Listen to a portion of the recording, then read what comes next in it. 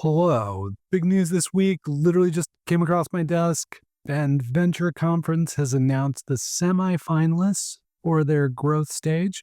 There's an early stage group, and then there's a growth stage group. These are the semifinalists for the growth stage. More on that in a minute. Some quick stuff I just wanted to touch on. Last week, we were talking about the fashion industry in Portland, and reminded me of Tito and the work he does with Fashion Next. I just wanted to highlight that Fashion Next Portland Fashion Week kind of activity will be occurring October 9th through the 11th, I believe, are the dates. So if you're into fashion or curious about fashion and innovation around fashion in Portland, Fashion Next is the best place to find that stuff, and I will link that up. I found a better explanation of what Minimus does. Remember last week I was trying to tell you about container images, and I had no clue really what that was, but I kind of played it off like maybe I did. Well, I don't. Well, I found an explanation for you on the YouTubes of Minimus and what they do. I think I got it from their blog, actually, but I will link that up so that you have a better description of not my jibber jabber, not my inanity, but what the Minimus people actually say Minimus does and why they were inspired to start it. And then finally, before we get into the BVC news, I've been talking about Yak Tech quite a bit. Yak, I call them Yak, their online handle is often Yak Tech. They're the ones who use AI around auditing and compliance and those kind of issues.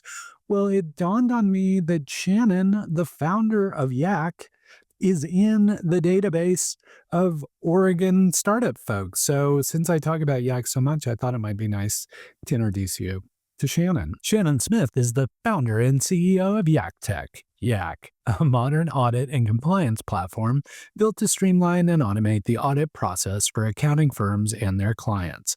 A certified information systems auditor, CISA, with over 8 years of experience in the audit and compliance industry, Shannon knows firsthand the inefficiencies, burnout, and spreadsheet overload that plague auditors. She launched Yak to fix that.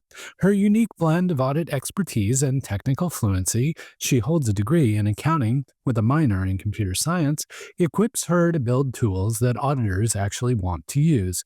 Yak's platform eliminates the need for disjointed spreadsheets, endless email threads, and time-consuming manual processes, helping firms complete audits faster with higher quality and less stress. So now you know Shannon, the person behind Yak. And if you would like me to share your profile with the folks here and folks who read Silicon Florist and all that kind of thing, make sure and submit your profile. You need to be from Oregon or Southwestern Washington, but you don't need to be a founder necessarily. You could be a vendor or an early hire first employee, or you could work in a company that used to be a startup or is still kind of a startup.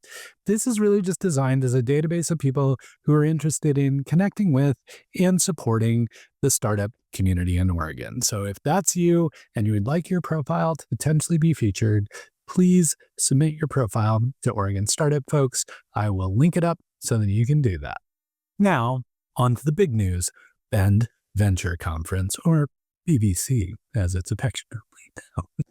So I had my script was all done. I was psyched. I was like, I've got my stories. I know what I'm going to talk about with you today. I know what happened during the week. And lo and behold, bloop, email pops into my inbox. Bloop, and it's from our friends at BBC. And they're like, hey, we wanted to let you know that here are the semifinalists for the growth stage. I'm like, well, that's pretty big news. I should share that as the big news on the weekly recap. So here we are. I've totally revised the script to include all of the companies that are semifinalists. Now, there is some nuance here. They're going to reduce this list, but these are the folks that they're looking at as potential folks to take the stage in the growth stage category at Bend Venture Conference. There's also an early stage category. I haven't heard about those companies yet. And then every once in a while, there's like a wild card almost position in the early stage where they have a bunch of people pitch and then they pick their favorite and that company gets selected or something. But anyway, these are the growth stage companies.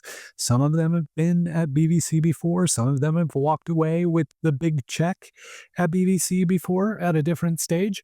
So I am going to read off the semifinalists. These are not the folks who are going to make it on stage, but they might.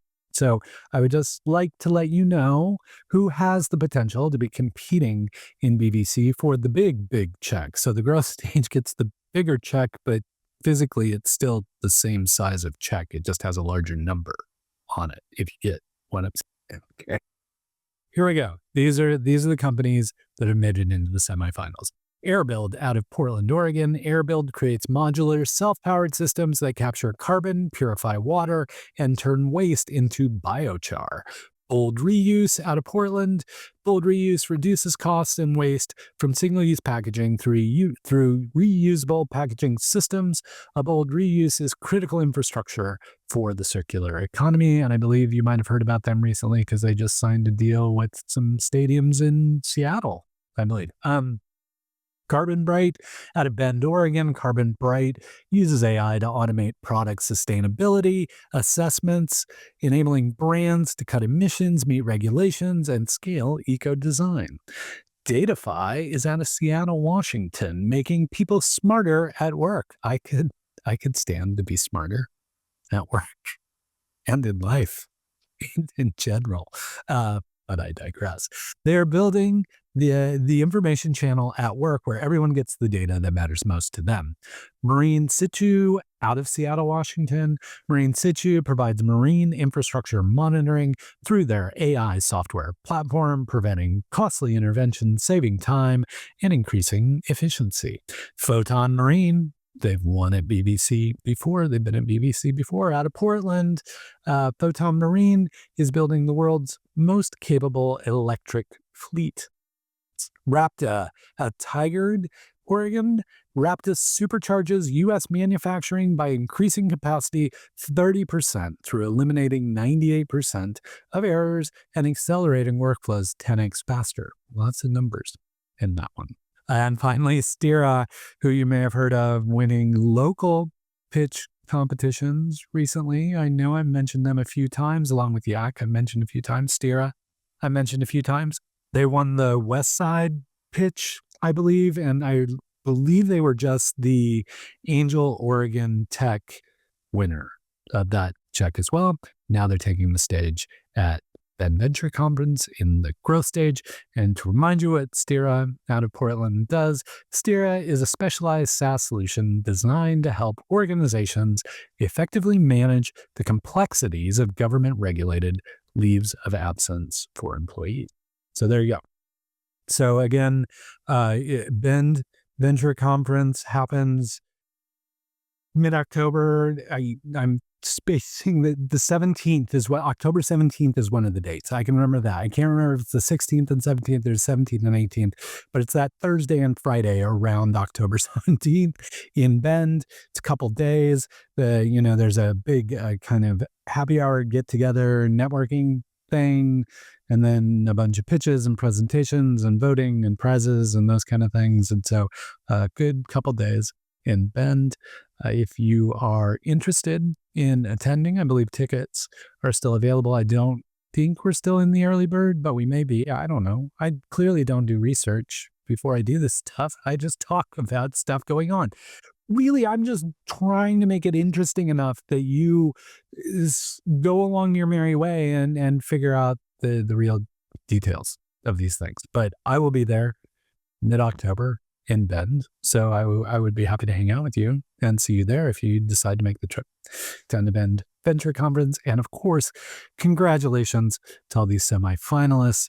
I can't wait to see who's selected to take the stage at BBC this year.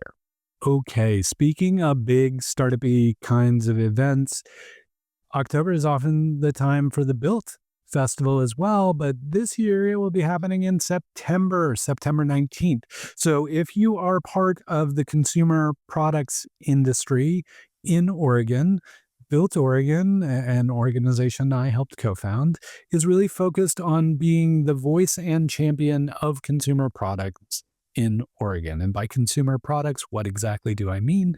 Well, I mean things like food and beverage, apparel, footwear, beauty, like objects that consumers purchase, and that, Oregon tends to be really, really good at building those kind of companies. You may have heard of a few of them, like, Nike and Tillamook and Dutch Bros and things like that. So those, I always like to mention that regardless of how you feel about billionaires, the only billionaires in the state of Oregon come from consumer products. They're not tech billionaires. They're consumer products billionaires. We do really well with consumer products. As my co-founder, Mitch Doherty at Built Oregon, used to like to say, I sometimes don't phrase it the way he phrased it. I can't remember whether he said Bay Area or Silicon Valley.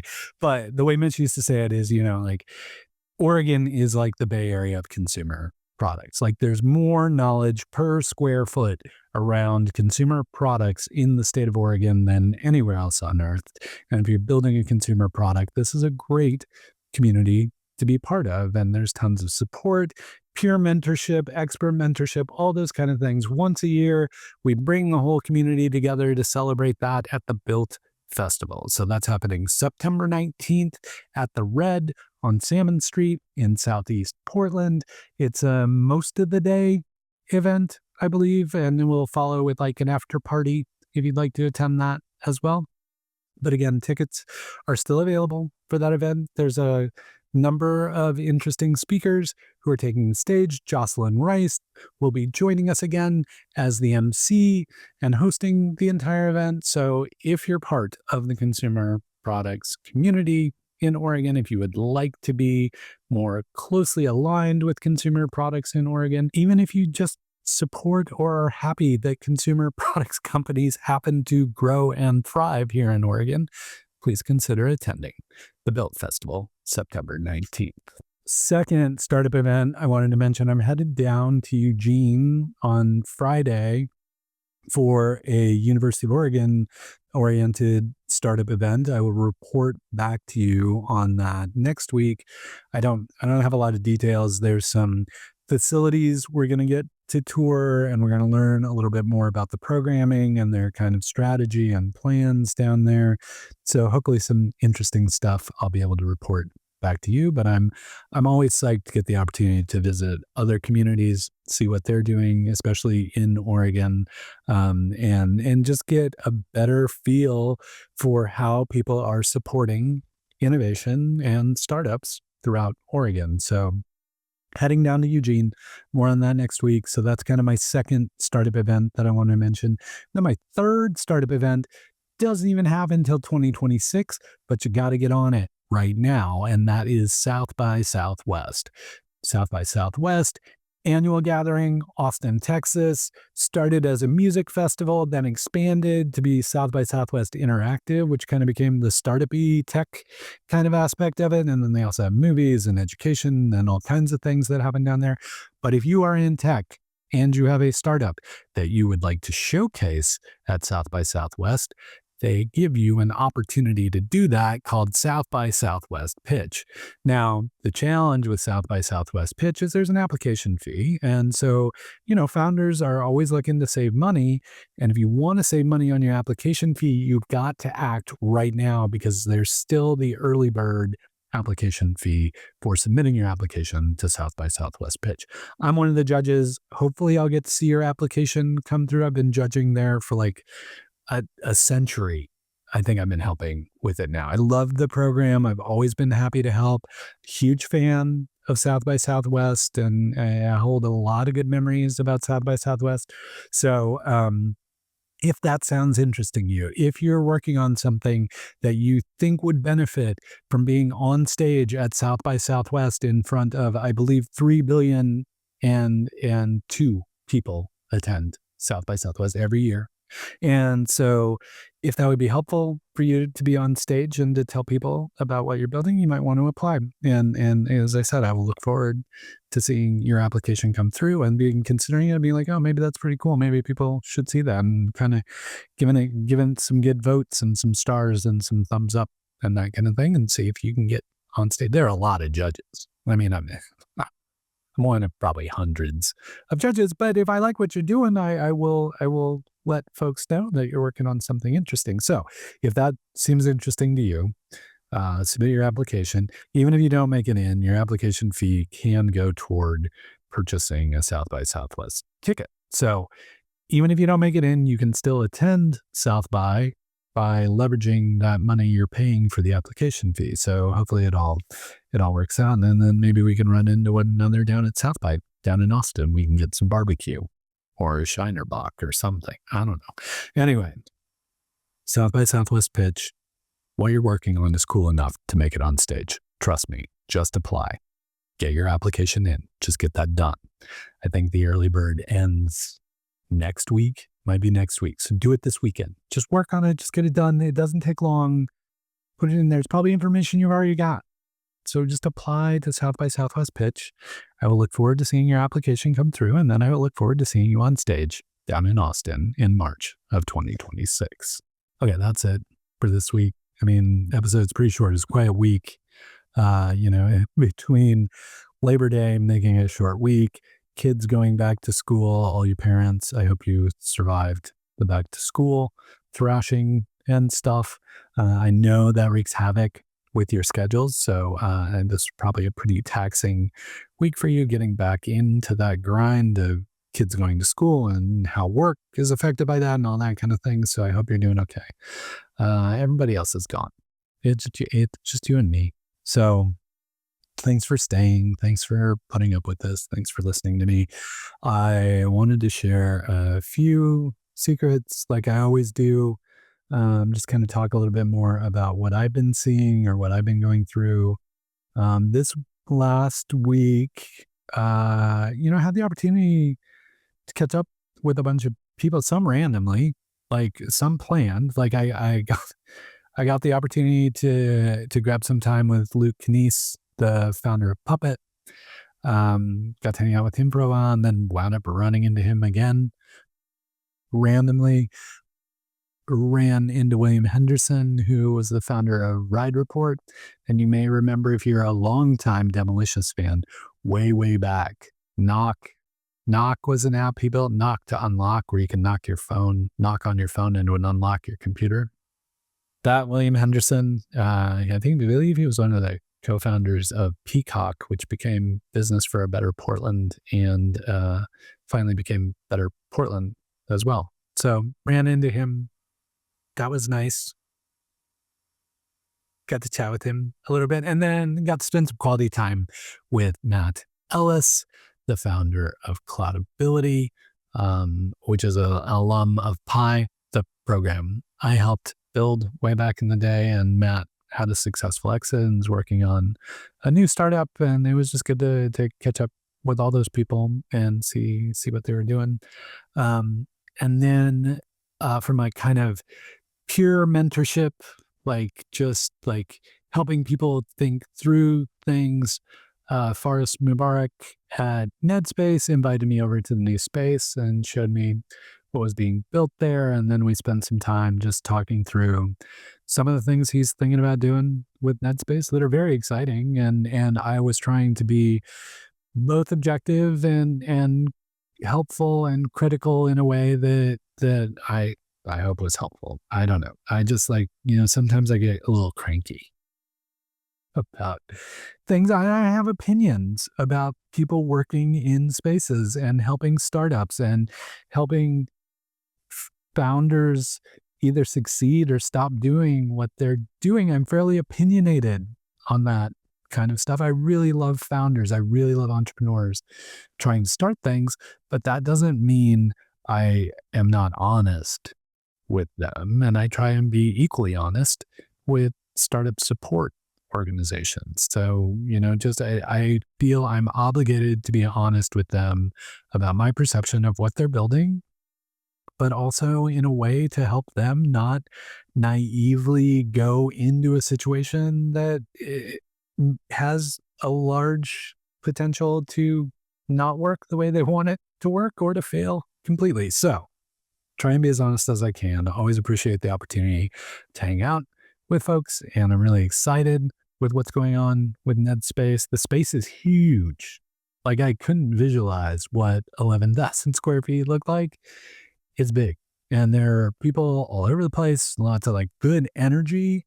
I don't know if you walked into the old NetSpace before, but it was always the most recent old NetSpace space. It was always, you kind of came in that side door and you kind of felt like you're kind of sneaking in, and then you went up the elevator, and then you kind of wound up in this lobby, and it was a very kind of corporate lobby, and there was some friction in getting into Netspace before. Now, I mean, apart from security measures, like you walk into Netspace and you see the whole thing. Like you come off the elevator and you just boom, you're in the middle of it. So anyway, I know they're going to be programming a lot of events. So if you're interested in seeing Netspace, I'm sure they'll always do a tour. But I mean, if you're interested in seeing Netspace in action, consider attending some of the events they're throwing there. Could be a good way to just check it out, see what's what. But I was impressed, and I'm glad they made that move. And of course, they're right there on Pioneer Courthouse Square, so they've got a great view and all these kind of things. Just it's nice to see people rethinking the way people work with one another, and I appreciate Boris for inviting me over and hanging out with me and chatting about what he's hoping to accomplish. So cool. So that's it. That's it for this week. If you have kids in school, again, I hope you survived this week. Hang in there. And until we get the chance to chat again, please keep up the good work. Bloop.